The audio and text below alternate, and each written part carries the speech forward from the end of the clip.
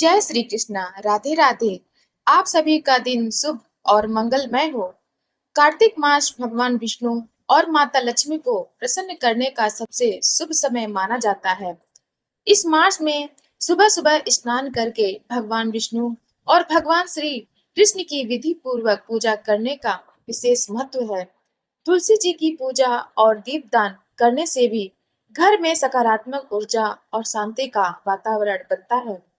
यह मास अपने आप में आध्यात्मिक ऊर्जा का खजाना है, जो भक्तों को जीवन में सुख शांति और समृद्धि प्रदान करता है।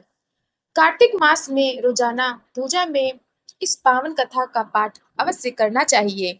धर्म ग्रंथों में कार्तिक महीने को सबसे श्रेष्ठ महीने का दर्जा प्राप्त है। पुराणों के अनुसार कार्तिक मास में स्नान, दान, दीपदान, तुलसी पूजन और कार्तिक कथा पढ़ने का विशेष महत्व माना जाता है।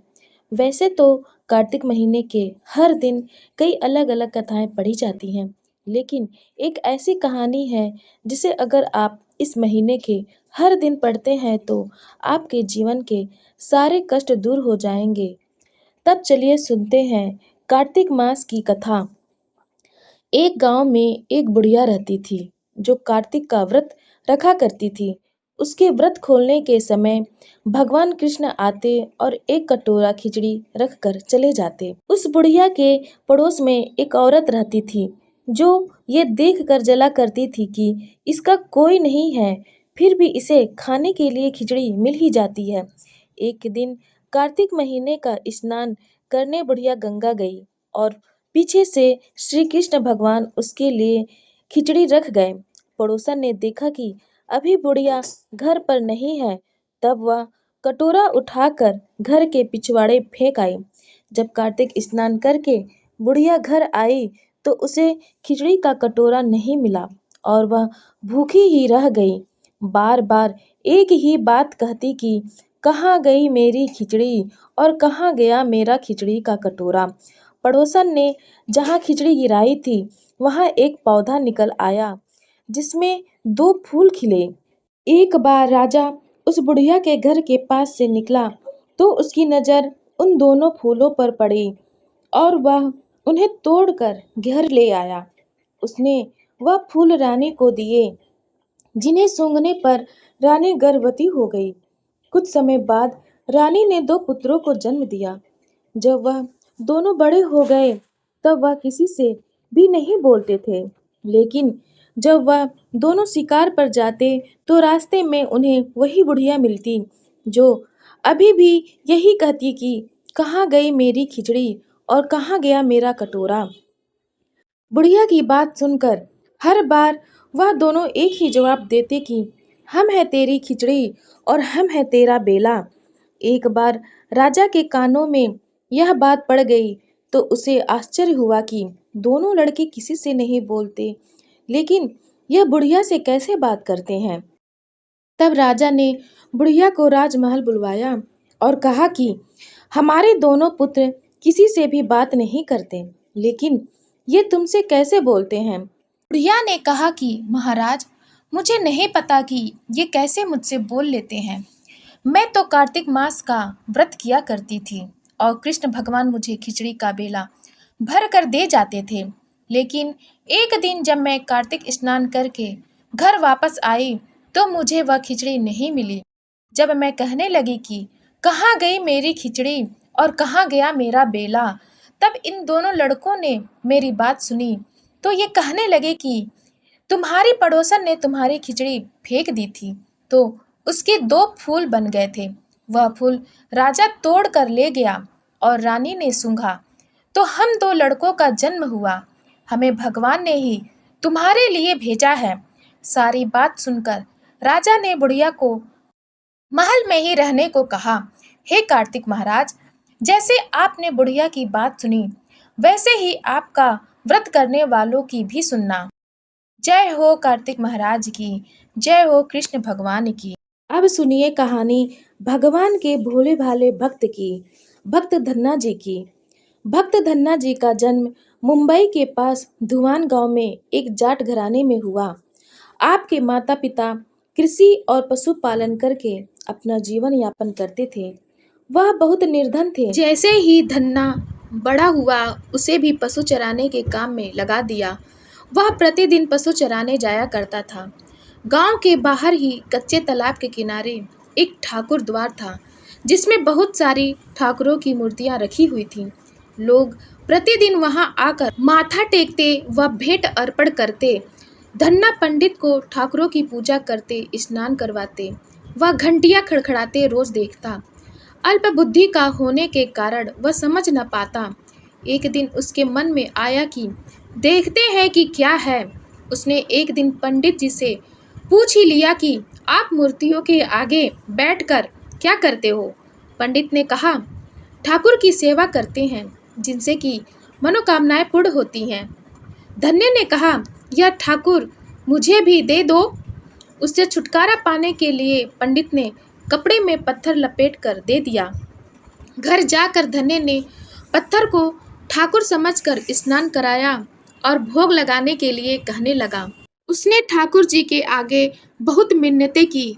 धन्य ने कसम खाई कि यदि ठाकुर जी आप नहीं खाएंगे तो मैं भी भूखा ही रहूंगा। उसका यह प्रण देखकर प्रभु प्रकट हुए तथा रोटी खाई व लस्सी पी। इस प्रकार धन्य ने अपने भोलेपन में पूजा करने और साफ मन से पत्थर में भी भगवान को पा लिया।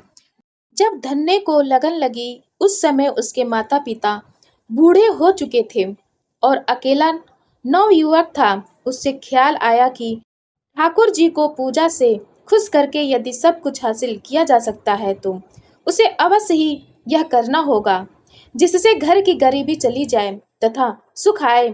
ऐसा सोचकर ही वह पंडित जी के पास गया। पंडित जी ने पहले ठाकुर जी को देने से मना कर दिया और कहा कि वह ठाकुर जी की पूजा अकेले नहीं कर पाएगा।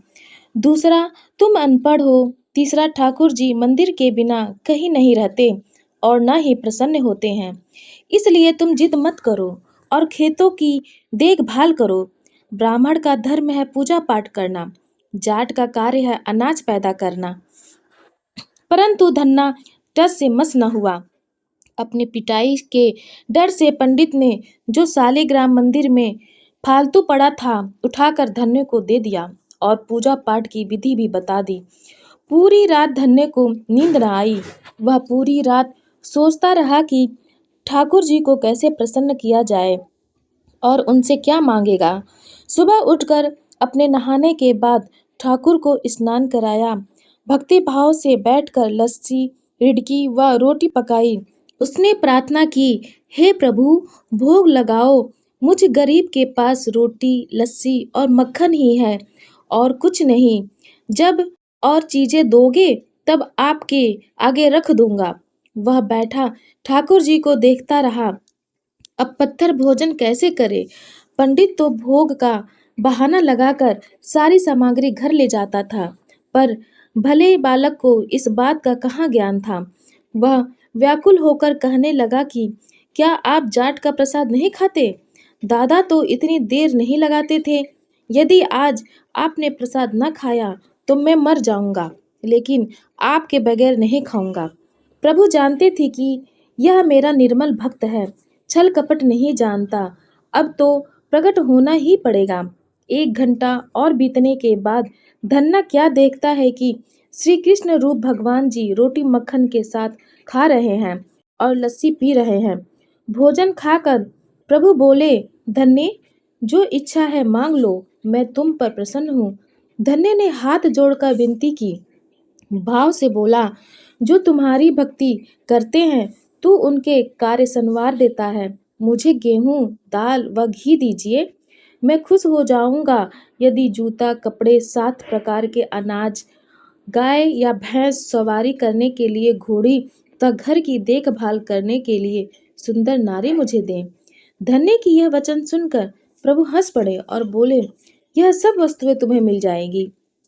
प्रभु बोले, अन्य कुछ? प्रभु, मैं जब भी आपको याद करूं आप दर्शन दीजिए। यदि कोई जरूरत हुई तो बताऊंगा। तथास्तु, भगवान ने उत्तर दिया। हे प्रभु, धन्ना आज से आपका आजीवन सेवक हुआ। आपके अलावा किसी अन्य का नाम नहीं लूंगा। धन्ना खुशी से दीवाना हो गया। उसकी आंखें बंद हो गई। जब आंखें खोली तो प्रभु वहां नहीं थे। वह पत्थर का सालग्राम वहां पड़ा था। उसने बर्तन में बचा हुआ प्रसाद खाया, जिससे उसे 3 लोकों का ज्ञान हो गया। प्रभु के दर्शनों के कुछ दिन पश्चात धन्य के घर सारी खुशियां आ गई। एक अच्छे अमीर घर में उसका विवाह हो गया। उसकी बिना बोई भूमि पर भी फसल लहलहा गई। उसने जो जो प्रभु से मांगा था उसे सब मिल गया। किसी ने धन्य को कहा, चाहे प्रभु तुम पर प्रसन्न है, तुम्हें फिर भी गुरु धारण करना चाहिए। उसने स्वामी रामानंद जी का नाम बताया। एक दिन अचानक ही रामानंद जी उधर से निकले। भक्त धन्य ने दिल से उनकी खूब सेवा की तथा दीक्षा की मांग की। रामानंद जी ने उनकी विनती स्वीकार कर ली और दीक्षा देकर धन्य को अपना शिष्य बना लिया। धन्ना भगवान के नाम का सुमिरन करने लगा। कार्तिक मास कथा महात्म्य अध्याय 9। ब्रह्मा जी कहते हैं, स्त्रियों और पुरुषों ने जन्म से लेकर जो पाप किया है वह सब कार्तिक में दीपदान से नष्ट हो जाता है। इस विषय में मैं तुमसे एक प्राचीन इतिहास का वर्णन करता हूँ। पूर्व काल में द्रविड़ देश में एक बुद्ध नामक ब्राह्मण रहता था। उसकी स्त्री बड़ी दुष्ट और दुराचार परायण थी। उसके संसर्ग दोष से पति की आयु क्षीण हो गई और वह मृत्यु को प्राप्त हुआ। पति के मर जाने पर भी वह विशेष रूप से व्यभिचार में लग गई।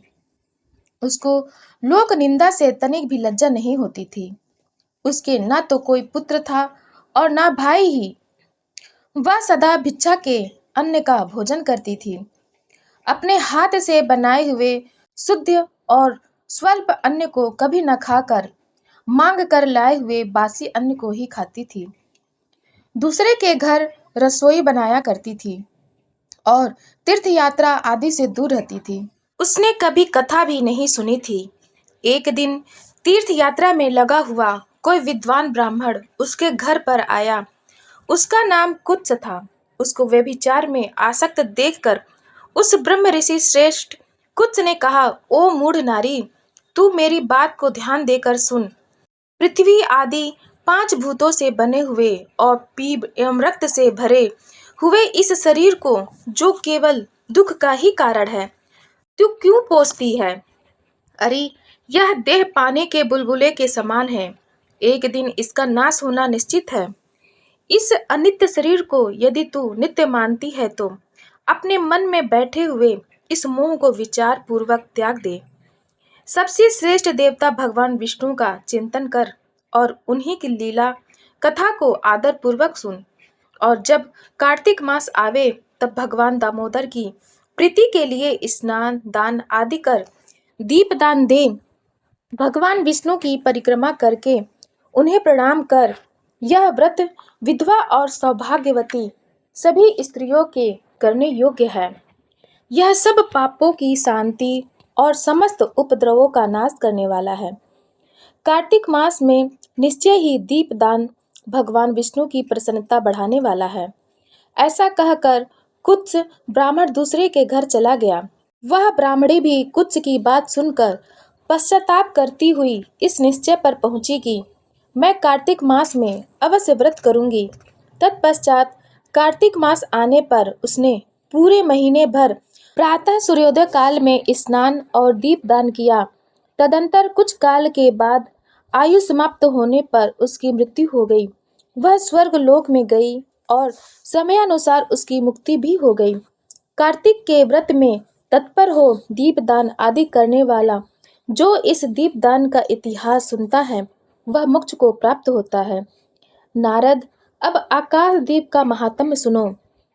कार्तिक मास आने पर जो प्रातः स्नान में तत्पर हो आकाश दीप का दान करता है वह सब लोकों का स्वामी और सब संपत्तियों से संपन्न होकर इस लोक में सुख भोगता है और अंत में मोक्ष को प्राप्त होता है। इसलिए कार्तिक में स्नान दान आदि कर्म करते हुए भगवान विष्णु के मंदिर के कंगूरे पर 1 मास तक अवश्य दीपदान करना चाहिए। महाराज सुनंदन ने चंद्र शर्मा ब्राह्मण के बताए अनुसार 1 मास तक विधि पूर्वक व्रत किया।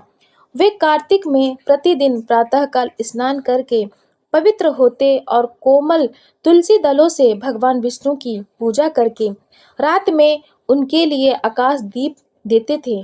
दीप देने के समय वे इस मंत्र का उच्चारण करते थे, दामोदराय विश्वाय विश्वरूपधराय च नमस्कृत्वा प्रदास्यामि व्योम दीपम हरिप्रियम।